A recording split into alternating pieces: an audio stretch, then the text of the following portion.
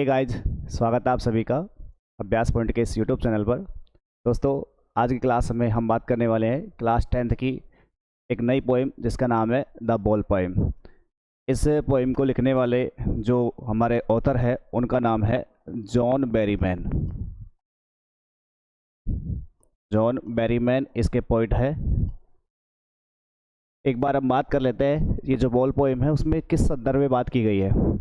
तो इसमें बताया जाता है कि जब कभी हमारे साथ में कोई भी एक ऐसी अनएक्सपेक्टेड चीज़ जब हो जाती है जिसको हम उम्मीद नहीं कर पाते हैं, और जैसे किसी की डेथ हो जाती है, कोई भी प्यारा व्यक्ति आपसे बिछुड़ जाता है, या कोई प्यारा इंसान, कोई प्यारा जानवर, या कोई भी आपसे सबसे ज़्यादा प्यारी जो चीज़ है वो जब आपसे चली जाती है तो किस प्रकार से जो आपके इमोशंस है उसके साथ जुड़े हुए होते हैं, वो इमोशंस की वजह से आपको उनके अगेंस्ट खड़े होने में बहुत ज़्यादा प्रॉब्लम्स आ जाती है।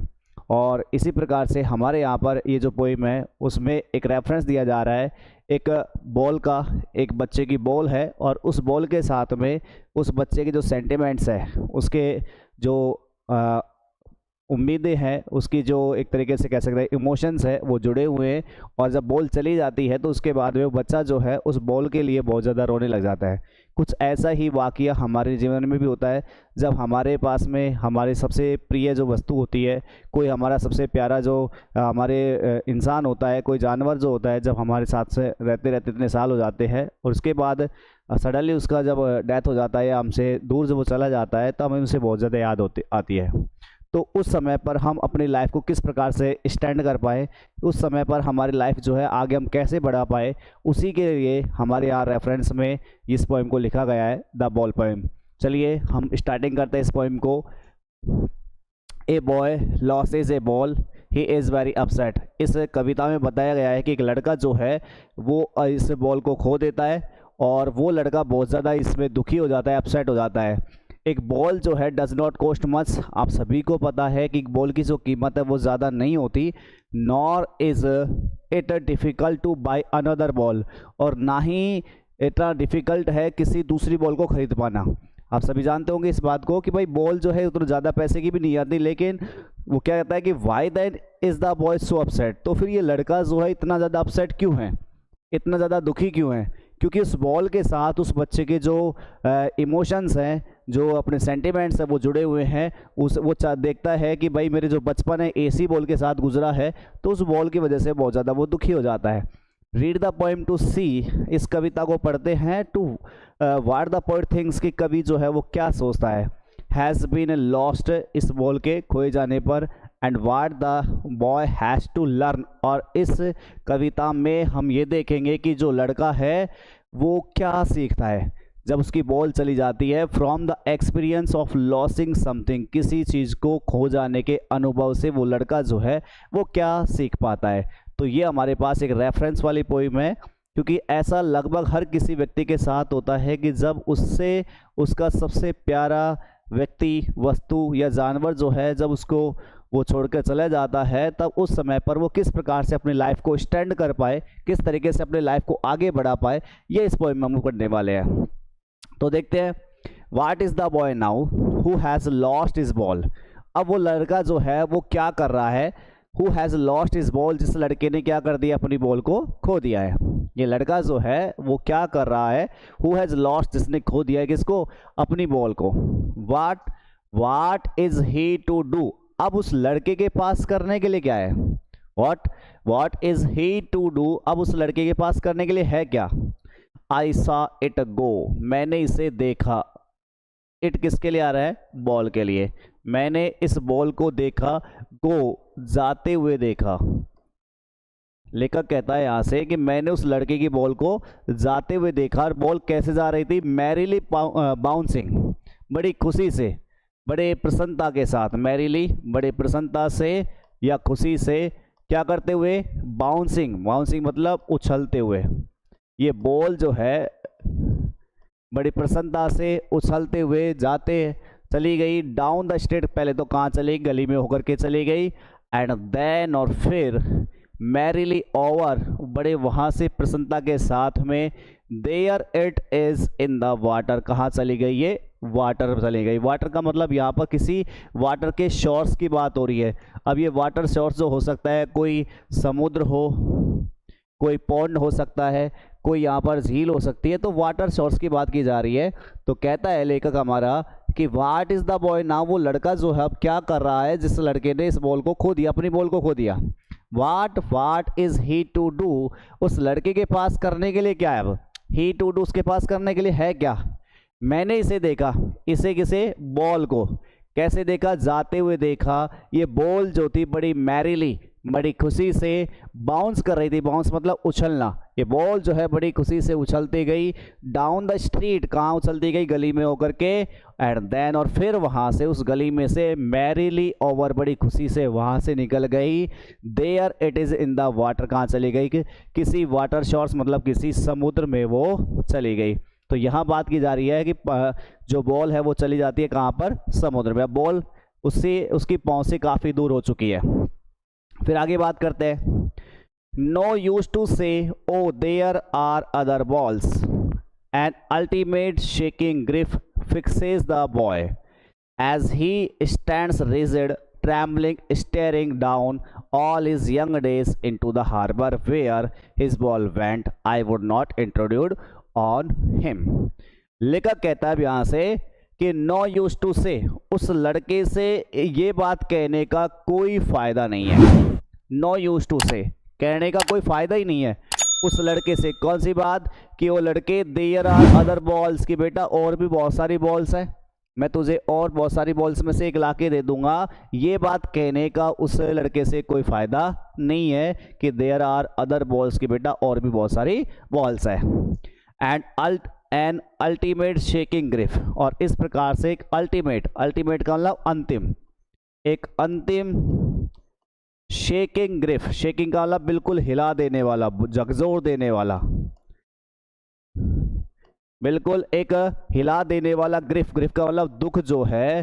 फिक्सेस द बॉय, वो उस लड़के को कैसा कर देता है, फिक्स कर देता है। फिक्स का मतलब जड़वत कर देता है, स्तब्ध कर देता है। जड़वत कर देना या स्तब्ध कर देना। स्तब्ध का मतलब ये हुआ कि वो लड़का जो है उस दुख की वजह से बिल्कुल सन्न रह गया है, बिल्कुल खड़ा रह गया है। और अब वो लड़का जो है ऐसे लग गया जैसे कि मानो एक पत्थर की मूर्त बन चुकी हो। तो एन अल्टीमेट शेकिंग ग्रिफ, कि एक अंतिम बिल्कुल झकझोर देने वाला दुख जो है उस लड़के को बिल्कुल फिक्सेस कर देता है, बिल्कुल जड़वत कर देता है। एज, क्योंकि ही स्टैंड्स, क्योंकि वो लड़का जो है वो खड़ा हुआ है, रिजिड, बिल्कुल कठोर बनते हुए। कैसा खड़ा हुआ है वो लड़का, बिल्कुल रिजिड है, कठोर है। ट्रैम्बलिंग, कांपते हुए, और बिल्कुल कठोर वहां पर खड़ा हुआ है एक जगह पर, बिल्कुल कांप रहा है। स्टेयरिंग डाउन, क्या करते हुए, स्टेयर करते हुए। स्टेयर मतलब घूरना, वो घूर रहा है किसको, ऑल हिज यंग डेज, अपने बचपन के उन दिनों को, अपने छोटे वो दिनों को। यंग मतलब बचपन के, अपने पहले के जो दिन है उनको वो क्या कर रहा है, स्टेयरिंग कर रहा है। और कहाँ देख रहा है, इनटू द हार्बर, कहाँ देख रहा है, उस हार्बर पर। हार्बर क्या होता है, तो हार्बर मीन्स बंदरगाह, हार्बर मीन्स बंदरगाह। अब यहाँ बचपन के डेज का मतलब ये किससे आ रहा है, तो देखिए उसने उस बॉल के साथ अपना शुरुआत से बचपन निकाला है।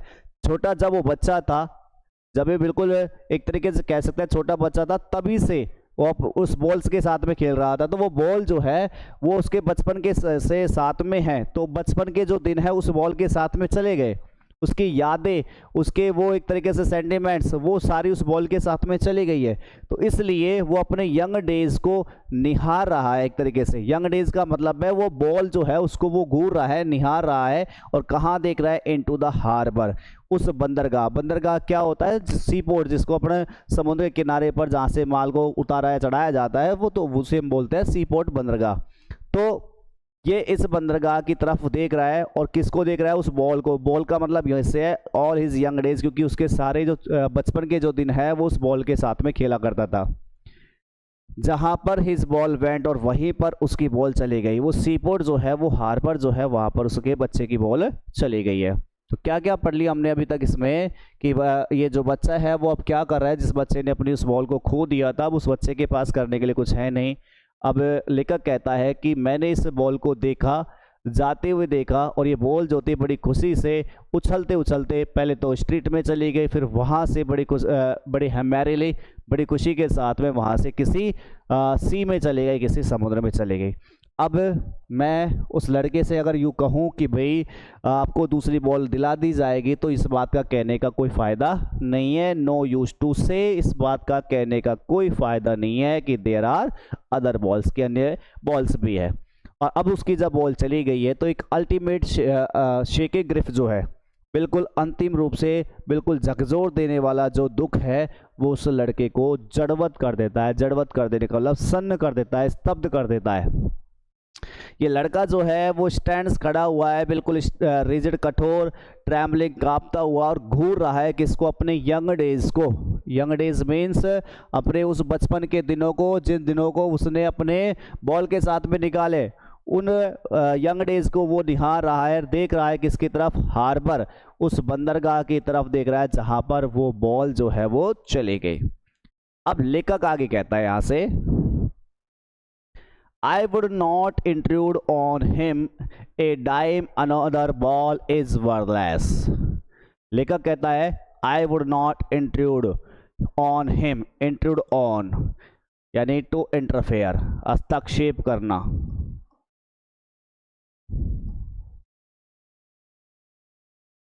लेखक कहता है I would not intrude on him, मैं इस बात पर क्या नहीं करूंगा, उसके बीच में हस्तक्षेप नहीं करूंगा, दखल नहीं दूंगा। I would not intrude on him, मैं इसके बात पर उस लड़के की बात पर क्या नहीं करूंगा, मैं कोई दखल नहीं दूंगा, कोई हस्तक्षेप नहीं करूंगा। A dime, another ball is worthless। अगर मैं उस लड़के को a dime ये करेंसी का नाम है जिसमें US करेंसी है 10 सेंट। अगर मैं उस लड़के को एक डाइम देता हूँ, 10 सेंट देता हूँ, या फिर उस लड़के को मैं अनदर बॉल, दूसरी बॉल ला करके देता हूँ, तो ये 10 सेंट और दूसरी जो बॉल है वो उस लड़के के लिए बिल्कुल वर्थलेस है, किसी भी काम के नहीं है। वर्थलेस मतलब इसकी कोई उपयोगिता नहीं है, क्योंकि हमने अभी बताया था कि उस बॉल के साथ में उस बच्चे के सेंटिमेंट्स जुड़े हुए हैं, उस बच्चे की पुरानी यादें जुड़ी हुई है। वो चाहता है कि मुझे तो उसी बॉल के साथ खेलना है, मेरे जो पुराने दिन हैं मुझे उसी बॉल के साथ मैंने निकाले हैं, तो वही बॉल मेरे पास होनी चाहिए।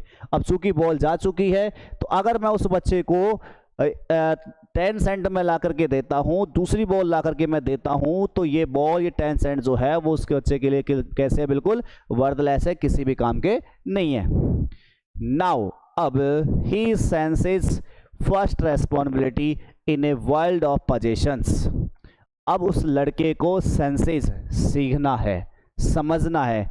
उसकी पहली जिम्मेदारी, फर्स्ट रेस्पॉन्सिबिलिटी, उसकी पहली जिम्मेदारी, उसका पहला दायित्व अब उस लड़के को समझना है, सीखना है। इन a world of possessions, possessions मतलब भौतिक संपत्ति।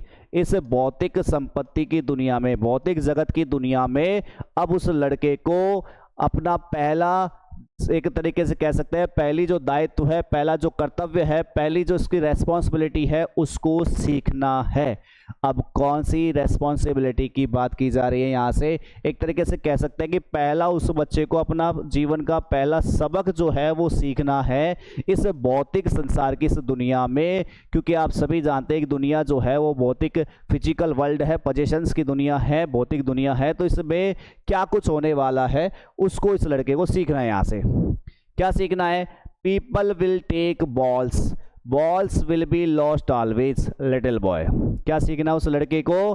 कि जो लोग है ना वो आपसे आपकी जो बॉल है उसको ले लेंगे। लोग, दूसरे जो लोग हैं वो आपसे आपकी बॉल को ले लेंगे, या फिर balls will be lost always, या फिर बॉल जो है वो हमेशा के लिए चली जाएगी। यहाँ दोनों बातों का क्या मतलब हो सकता है? यहाँ कहता है कि लोग जो आपकी बॉल को छीन लेंगे, इसका मतलब ये हुआ कि आपसे आपकी जो सबसे प्रिय वस्तु, आपकी सबसे प्रिय जो व्यक्ति या जो है उसको लोग जो है आपसे दूर कर देंगे, यानी कि वो आपसे छीन करके ले जाएंगे। यहाँ बॉल जो है उसका मतलब है आपके सबसे जो पसंदीदा व्यक्ति हो सकता है, पसंदीदा वस्तु हो सकती है, वो आपसे आप छीन ली जाएगी। या फिर balls will be lost always, या फिर बॉल्स, इसका मतलब आपकी जो फेवरेट पर्सन है या आपका फेवरेट जो कोई भी थिंग है, तो वो आपसे क्या है, हमेशा के लिए दूर चली जाएगी। इसका मतलब ये हुआ कि भाई ये दुनिया जो है, इसमें आप सभी को पता होगा कि जो व्यक्ति जन्म लेता है तो उसका मृत्यु भी तय है। तो इसलिए एक बार जो चला गया, मतलब balls will be lost always, यानी कि जो सबसे प्यारी वस्तु है वो हमेशा के लिए छोड़ करके चली जाएगी। लिटिल बॉय उस लड़के से बोलता है, हमारा लेखक बोलता है क्या, उसको समझाता है कि लोग जो है वो आपसे आपकी सबसे फेवरेट जो वस्तु है उसको ले लेंगे, आपकी जो सबसे फेवरेट वस्तु जो है वो हमेशा के लिए चली जाएगी। And no one buys a ball back. और आगे कहता है कि कोई भी आदमी जो है वो खरीद नहीं सकता किसको, एक बॉल को बैक का मतलब वापस से। इसका मतलब क्या हुआ कि जो व्यक्ति या जो वस्तु जो आपसे एक बार चली जाती है, दूर हो जाती है, हमेशा के लिए छोड़ के चली जाती है वापस से, वो कभी वापस नहीं आ सकती। तो इसलिए कोई भी एक बॉल जो है उसको वापस से नहीं खरीदता है, नहीं खरीद सकता है। इसका मतलब आपसे बिछड़ा हुआ व्यक्ति जो है वापस से कभी मिलने वाला नहीं है। आगे कहता है मनी इज एक्सटर्नल, कि जो पैसा होता है ना वो कैसा है, एक्सटर्नल होता है, केवल बाहरी होता है। ये नहीं कि पैसे से आप हर चीज को खरीद सकते हो। पैसा जो है केवल एक बाहरी वस्तु है। आपकी जो चीज़ें हैं, आपके जो लगाव है वो आपको पता है इंटरनल होता है। आप किस प्रकार से उन चीज़ों से, उन लोगों से जुड़े हुए होते हो, उनके साथ आपकी भावनाएं जुड़ी हुई होती हैं, तो वो इंटरनल होती है। लेकिन पैसा जो है वो केवल एक्सटर्नल है। पैसे से आप उन इमोशंस को, उन फीलिंग्स को, उन भावनाओं को आप नहीं खरीद सकते। इसलिए जो पैसे, जो बॉल है उसके साथ उसकी फीलिंग्स जुड़ी हुई है और उस पैसे से वो फीलिंग्स वापस से आने वाली नहीं है। तो लेखक ने क्या कहा इन लाइनों में, उसने कहा है कि इस लड़के को अब इस भौतिक दुनिया में अपनी पहली जो जिम्मेदारी है, पहला जो सबक को सीखना है कि लोग आपसे आपकी सबसे प्यारी वस्तु को ले लेंगे और आपकी सबसे प्यारी वस्तु जो है हमेशा के लिए चली जाएगी। और एक बार जो वस्तु चली गई है उसे कोई भी व्यक्ति जो है वापस से नहीं ला सकता, क्योंकि पैसा केवल कैसा है, एक्सटर्नल है, बाहरी है। He is learning well behind his desperate eyes। आगे कहता है हमारा लेखक कि ये लड़का जो है ना अब वो सीख रहा है, वो इस सबक को, वो इस जिम्मेदारी को ये लड़का जो है अब सीख रहा है और वो भी काफ़ी अच्छे से सीख रहा है। He is learning well, वो काफ़ी अच्छे से इस सबक को सीख रहा है। behind his desperate eyes, अपनी उन निराश आंखों के पीछे से, क्योंकि उसकी आंखें जो है बहुत ज़्यादा निराश है, व्याकुल है, चिंतित है। उसकी बॉल जो है, उसकी सबसे प्यारी वस्तु जो है उससे दूर जा चुकी है। तो उन निराश आंखों से वो बच्चा जो है अब इस बात को सीख रहा है और काफ़ी अच्छे से सीख रहा है। क्या सीख रहा है, द एपिस्टेमोलॉजी ऑफ लॉस। ये क्या सीख रहा है बच्चा, द एपिस्टेमोलॉजी ऑफ लॉस, यानी कि नुकसान की प्रकृति को समझना अब वो बच्चा जो है सीख रहा है। ये क्या है, एपिस्टेमोलॉजी ऑफ लॉस का मतलब हुआ नुकसान की प्रकृति को सीखना। ये बच्चा जो है, जो नुकसान उसका हुआ है, किस तरीके का नुकसान हुआ है, उसका प्रकृति को समझना अब ये बच्चा जो है अपनी उस निराशपूर्ण आंखों से सीख रहा है। ये बच्चा जो है वो सीख रहा है हाउ टू स्टैंड अप, कि कैसे जब आपसे आपकी कोई प्यारी वस्तु, कोई प्यारा इंसान जब आपको छोड़ करके चला जाता है तो अपने जीवन में अपने आप को किस प्रकार से स्टैंड किया जाता है, कैसे उन चीज़ों के खिलाफ खड़ा हुआ जाता है और अपनी लाइफ को किस प्रकार से एक बार फिर से नए दिशा की ओर किस प्रकार से ले जाया जाता है। ये जो बच्चा है अब वो सीख रहा है हाउ टू स्टैंड अप, कि किस प्रकार से अपने आप अब खड़ा हुआ जाए। अब ये पैरों से खड़े होने की बात नहीं करता है, यहाँ बात हो रही है कि जो आपके साथ बहुत बुरा जो हुआ है उसके खिलाफ, उसके अगेंस्ट आप किस प्रकार से अपने आप को उबार पाते हो, किस प्रकार से अपने आप को खड़े हो पाते हो और एक प्रकार फिर से अपना नया जीवन एक तरीके से जो है वो शुरू कैसे कर पाते हो। तो ये बच्चा जो है वो अब सीख रहा है। Knowing what every man must one day know and most know many days how to stand up। ये जानते हुए, और ये लड़का जो है ये वो बात को जान रहा है, what every man must one day know, जिसे प्रत्येक व्यक्ति जो है उसे एक ना एक दिन तो जानना होता ही है। ये लड़का जो है वो इस समय पर जान रहा है, नोइंग जान रहा है इस बात को कि जिसे प्रत्येक आदमी जो है उसे एक ना एक दिन तो ये बात निश्चित रूप से जाननी होती है, क्योंकि आप सभी को पता है लाइफ में सबके साथ में एक ना एक बार ऐसा एक दुखद घटना जरूर आता है जिसमें हमारा सबसे प्यारा इंसान, व्यक्ति या वस्तु कोई भी चली जाती है, तो इसके खिलाफ हम किस प्रकार से स्टैंड अप कर पाएँ, तो जिसे प्रत्येक व्यक्ति को एक ना एक दिन जानना होता है। और मोस्ट नो मैनी डेज, और बहुत सारे लोग तो ऐसे हैं जो इस बात को कई कई दिनों में जान पाते हैं कि हाउ टू स्टैंड अप, कि कोई भी दुखद परिस्थिति के साथ में कैसे खड़ा हुआ जाता है। इस बात को समझने के लिए कई सारे लोग तो ऐसे हैं जिनको बहुत सारे दिन लग जाते हैं, लेकिन ये बच्चा जो है वो अभी से सीख जाएगा इस बात को कि हाउ टू स्टैंड अप, कि जब से आपसे कोई भी प्यारी वस्तु, कोई भी प्यारा इंसान जो है जब आपके छोड़ करके चला जाता है, तब उस समय पर अपनी लाइफ को किस प्रकार से स्टैंड अप किया जाए, ये लड़का जो है वो अभी से सीख जाएगा। जिस बात को जानने के लिए बहुत सारे जो लोग हैं वो तो कई दिन लगा देते हैं, इसलिए बच्चा जो है वो अभी से सीख जाएगा। तो ये है आपकी बहुत अच्छी सी पोएम, जिसमें एक बहुत अच्छा एग्जाम्पल दिया गया है बॉल का। इस बॉल के माध्यम से बताया गया है जॉन मैरीवेन के द्वारा कि आप किस प्रकार से अपनी लाइफ को, कोई भी जब दुखद घटना होती है तो किस प्रकार से अपनी लाइफ को उसके ऊपर उठाए, एक बार फिर से नया जीवन चलाए। तो ये रही आपकी पोएम। अगर आपको ये पोएम बहुत अच्छी लगी हो तो प्लीज़ लाइक करें, कमेंट करें और हमारे चैनल को सब्सक्राइब करना ना भूलें। थैंक यू, मिलते हैं आपसे नेक्स्ट क्लास में।